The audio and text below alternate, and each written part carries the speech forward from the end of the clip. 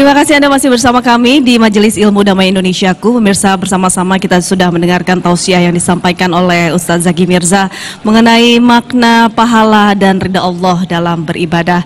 Lalu apakah ketika kita beribadah kita hanya mengharapkan pahala dari Allah? Lalu apakah pahala tersebut bisa membawa kita kepada surganya Allah?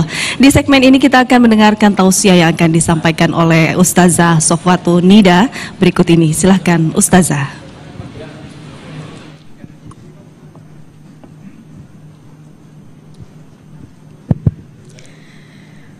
Bismillahirrahmanirrahim.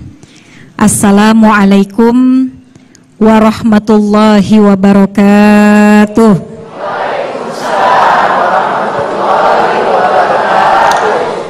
Alhamdulillah.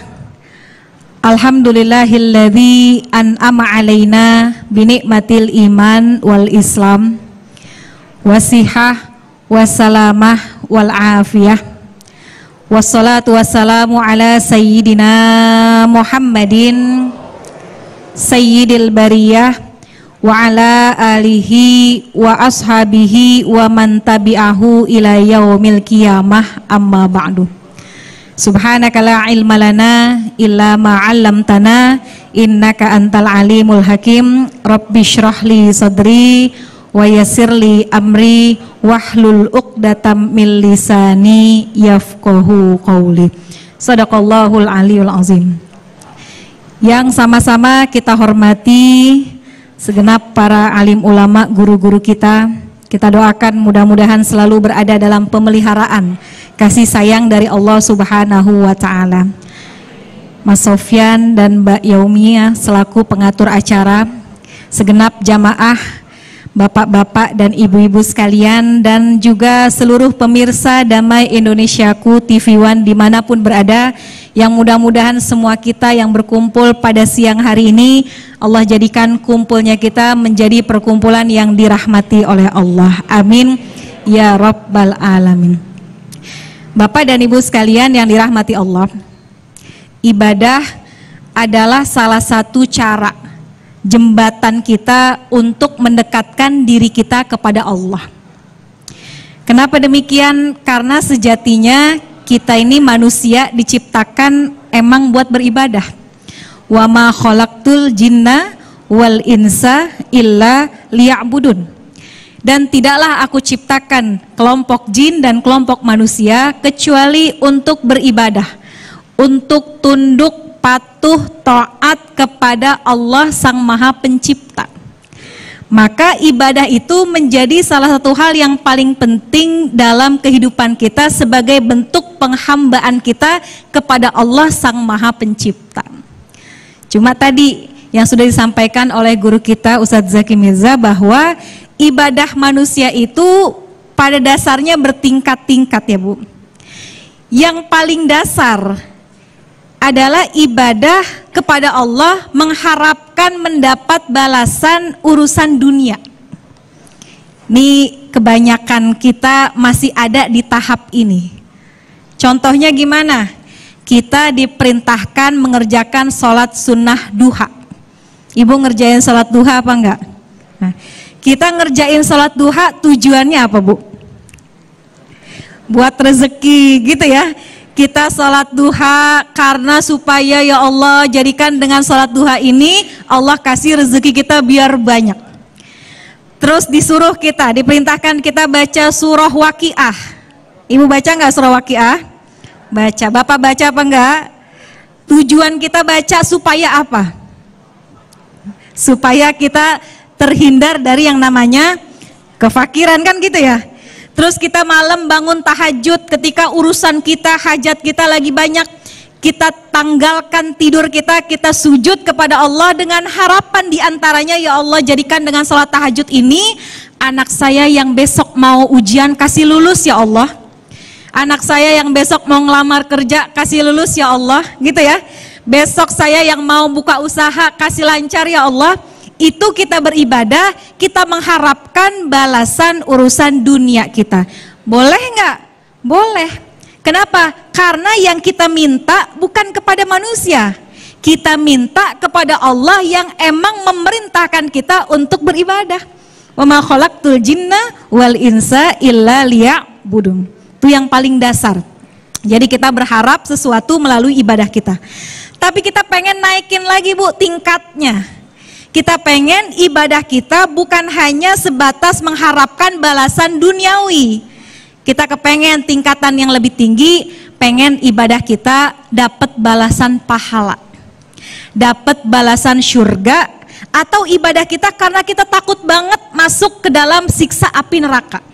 Ini kita juga sama, berada di tahap ini. Makanya kenapa kita sholat 5 waktu nggak kita tinggal ya Bu? Kenapa kita sholat nggak kita tinggal Pak? Karena kita takut kalau kita nggak sholat kita masuk neraka. Kita nggak bermaksiat karena kita takut kalau kita maksiat masuk neraka. Kita baca Quran karena pengen Quran kita nanti menjadi syafaat ketika kita masuk ke dalam kubur kita. Jadi ibadah kita yang kedua karena kita pengen banget Allah mengganti pahala dengan balasan syurganya Allah Subhanahu wa ta'ala. Kira-kira boleh apa enggak? Boleh.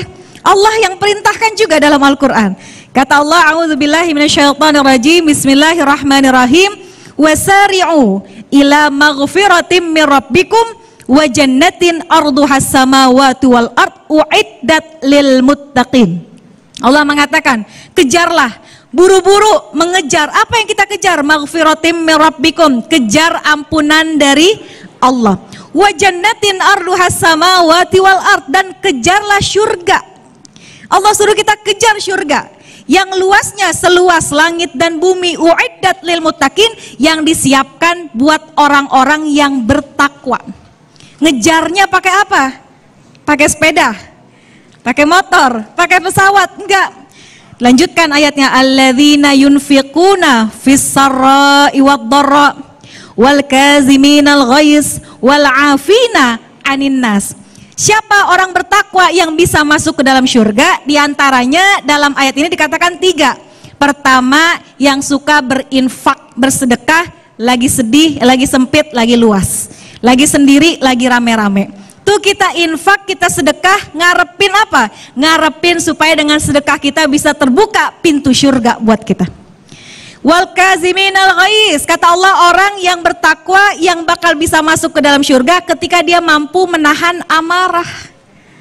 Kan nahan amarah kan juga bagian dari ibadah ya.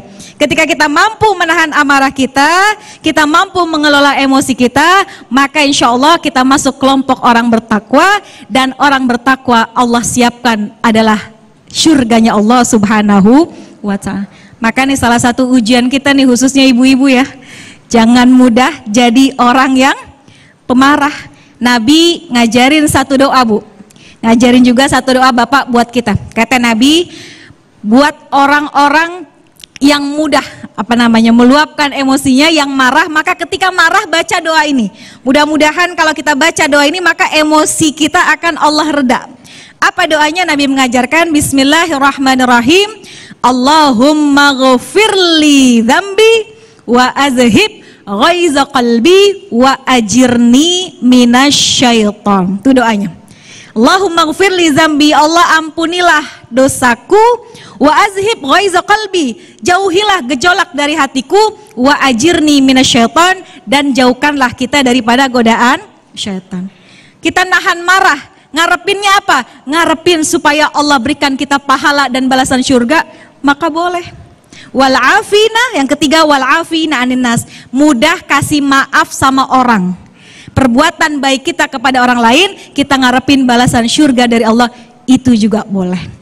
Gampangan mana Bu? Ngasih maaf apa memberi maaf? Ngasih maaf apa minta maaf? Pak, gampangan minta maaf apa gampangan ngasih maaf? Gampangan minta maaf. Kalau minta maaf yang salah kita, kalau ngasih maaf yang salah dia. Maka wal afina 'anin nas, orang bertakwa adalah orang yang mudah memberikan maaf kepada orang lain. Ibadah karena mengharapkan mendapat pahala, mendapat surganya Allah, itu juga dibolehkan. Tapi yang paling tinggi kedudukannya adalah ibadah bukan semata-mata karena takut sama Allah, bukan semata-mata karena mengharapkan dunia, bukan semata-mata karena pengen masuk surga, tapi yang paling tinggi adalah ibadah karena semata-mata mengharap keridhaan dari Allah Subhanahu. Kalau Allah udah redho, apa-apa insya Allah kita dikasih kemudahan oleh Allah. Maka mudah-mudahan kita termasuk hamba-hamba Allah yang setiap langkah kita semua bernilai ibadah, supaya ibadah itu insya Allah akan menjadikan kita hamba yang dicintai oleh Allah Subhanahu wa ta'ala. Mudah-mudahan bermanfaat. Wallahu alam bishawab. Baik, terima kasih Ustazah Sofwatunida yang telah memberikan pencerahan kepada kita semuanya bagaimana tingkatan-tingkatan ibadah. Ketika tingkatan ibadah itu yang tertinggi adalah mengharapkan ridha Allah Subhanahu wa taala. Suatu keniscayaan kita sebagai hamba Allah diperintahkan untuk beribadah. Lantas bagaimanakah balasan dari Allah? Itu merupakan hak prerogatif Allah. Itulah nanti yang akan disampaikan selengkapnya oleh guru kita Ustadz Jumharudin. Sesaat lagi, tetaplah di Damai Indonesiaku.